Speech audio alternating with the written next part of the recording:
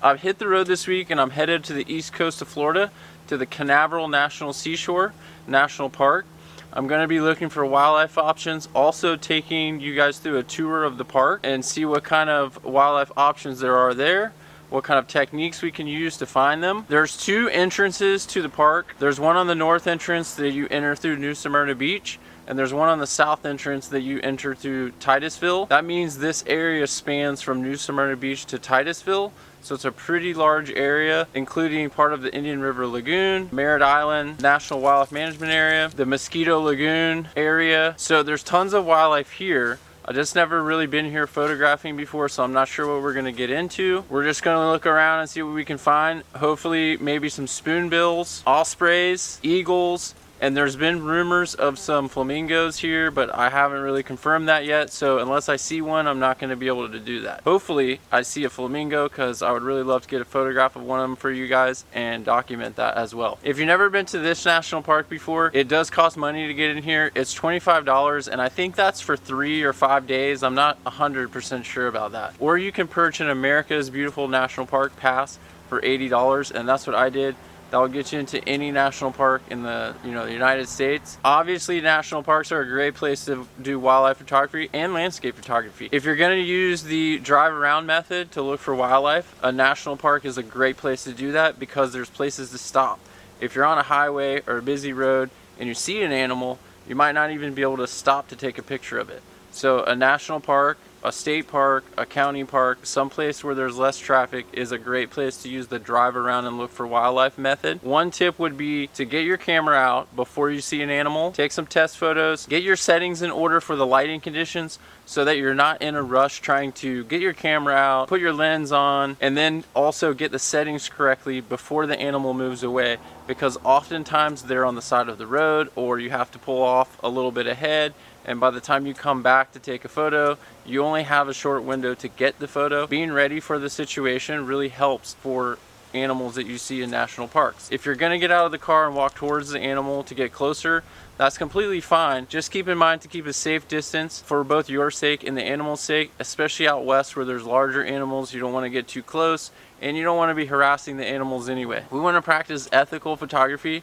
That way we can continue to use national parks for photography. I've never been to the northern entrance, which comes in from New Smyrna Beach. So I came here first to check it out and see what my options would be for the rest of the week as far as wildlife goes. It's about 6.5 miles from the entrance down to the end of the drive, and it's mostly open palmetto bushes and beaches.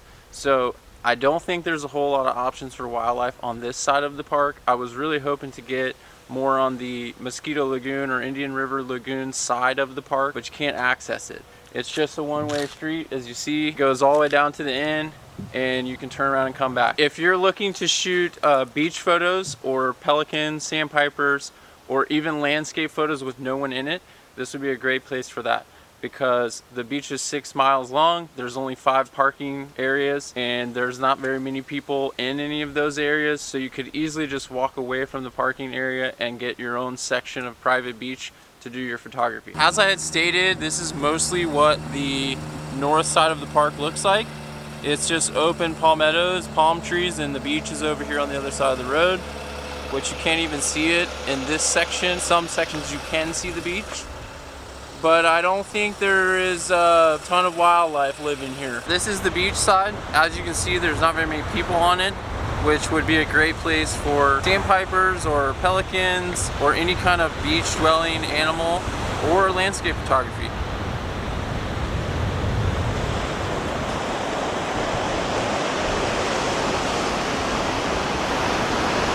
They do have this one boardwalk, which is very pretty, and it leads to the inland side, which would be better for photography, wildlife photography. Let me show you what it looks like. The water's way down there.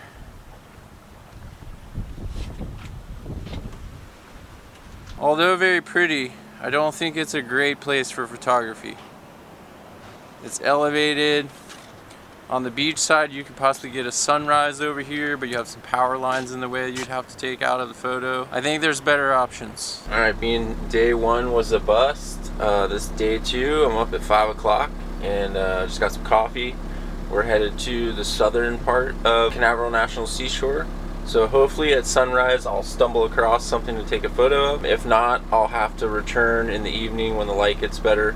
But exploratory mission engaged, and we're gonna find out what happens.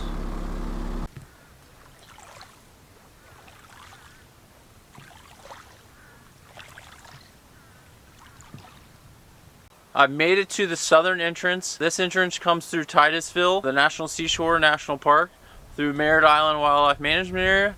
The Merritt Island Wildlife Management Area offers some beautiful opportunities for wildlife as well. But this is exactly what I was looking for. Shallow marshland, lots of ducks out there. There's a bunch of teal and some wading birds. So I got some footage of the teal and some pictures this morning. Still haven't found a spoonbill or a flamingo like I came here really looking for. This is a great start. This is a great place to come for wildlife photography. Unlike the northern end is more for the beach. This is more swampy wetlands type of ecosystem, and apparently the birds really like it. So especially for bird photography, if you need a place to go, the southern entrance of the Canaveral National Seashore National Park is looking like a great place for you to be. In addition to the large marshy swampy area that's on the way into the southern entrance, there's also a large beach. As you can see behind me, there's not very many people on it. It is a Friday. I think the beach is big enough that you could get some space and enjoy a day at the beach at the same time while doing wildlife photography. One thing you should keep in mind if you're visiting the Titusville entrance of the park, that you can see the launch pad from here, or two of the launch pads I think, and there is a rocket on the launch pad right now. So you could possibly get a photo of that if you want, but at the same time all the turnouts are closed, so you can't park on the sides of the road and do wildlife photography. So just check that before you come. If you're coming to take a rocket photo, then you want a rocket on the launch pad. But if there's a scheduled launch, you might want to wait until there's not a scheduled launch so that you can use these beautiful turnouts that they have here to stop and get bird photos.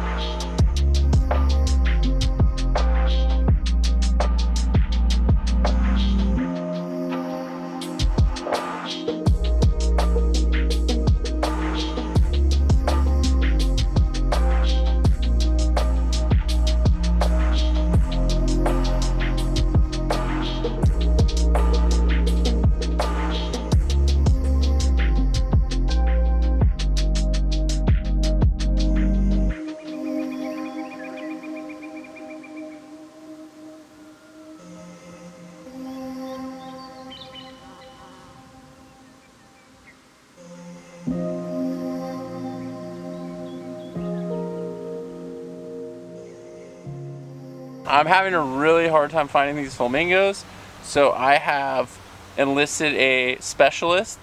Angela is a avid paddleboarder, nature expert, and YouTuber as well. I'll put her YouTube right here if you want to check her YouTube out. But anyways, she claims to know where the flamingos are at, so she's gonna take us on a little journey and see if we can find these flamingos. I did locate the flamingos, but they were too far from land to take a photo of. So I'm not going to tell you exactly where they're at, but I think if you do some research, you'll be able to figure it out. I packed up my brand new used 600 prime that I sold my car to purchase in order to take better photos for this channel. And I headed out on the paddleboard with my tripod, which was pretty risky, but I really wanted a photo of a flamingo, so I did what I had to do to get the photo. Keep in mind there is a safe minimum distance not to harass the flamingos of 300 feet or 100 yards.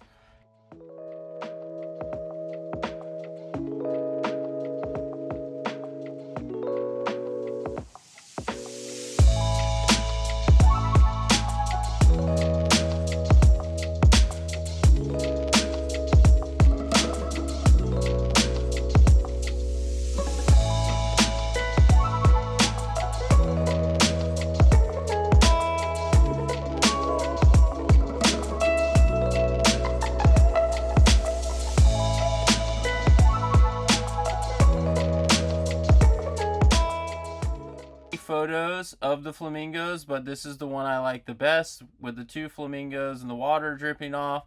The sun was a little too bright, especially on this flamingo. We're gonna see if we can fix it where it's presentable. It's still a beautiful photo either way. The first thing we're going to do is crop this down a little bit so that the flamingos are more present in the photo.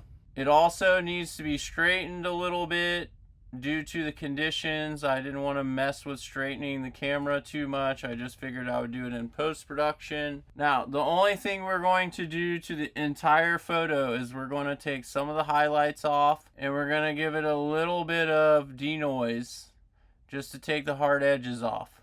Other than that, the photo is really sharp. We're going to edit the flamingos separately because the lighting conditions are different for each bird. So I'm just going to use the brush to highlight the left flamingo first. Now that we have the left flamingo selected, we are going to reduce his exposure a little bit, -12. We're going to add some contrast, and we're going to take a lot of that highlight off. We're going all the way to -40. We're going to add just a tad bit of saturation, but not too much because they're already pretty bright and vibrant.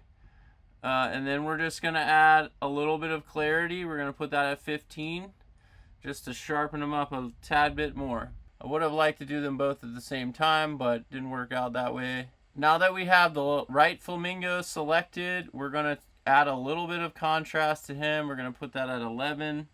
We're going to reduce his highlight just a little bit because he's not nearly as bad as the other one. Same saturation as the other flamingo and also same clarity as the other flamingo. The next thing we're going to do is we're going to darken this background up a little bit by selecting it with the brush. Careful not to get too close to the flamingos so that we make them look like they're in a tunnel. And I found that increasing the contrast will darken the shadows. Decreasing the exposure will take all of the exposure out, but you can't do too much because again it'll make them look like they're in a tunnel. So just a little bit. That will give it this feel that the flamingos are separated from the background a little bit more. And that's all I'm going to do with it. As you can see, it's very sharp. The flamingos are in focus. It's a very beautiful photo. It's just not a beautiful sunset to go with it, but hey, you gotta do what you gotta do, right? Thanks for watching, guys. It's been an amazing couple days here at the Canaveral National Seashore. I got tons of bird photography done, many different species of birds, some predator, some prey. All I can say about it is it's a great place for photography in general. There's miles of beach you can do landscape photography on. You could possibly get a photo of a rocket on the launch pad, and then also multiple different species of birds in the southern portion of the park. If you have any questions about the park itself, where the best area is to do wildlife photography, or how to get to the beach or whatever, hit me with a comment, let me know. Also let me know if you learned something from this video and if I can improve in any way on moving forward in my new videos. I really enjoy doing these kind of videos, so I'm gonna stick with it for a while. If you guys want to see what's up to come in the future, hit that subscribe button and the bell notification so you get a notification every time a new video comes out. Next week I will be back on the west coast of Florida going to my local parks looking for the great horned owl. I've never captured a photo of one and I've never even seen one. So I'm going to have to do my research, and hopefully I will find one so I can take you guys along the way, and we'll see you on the west coast.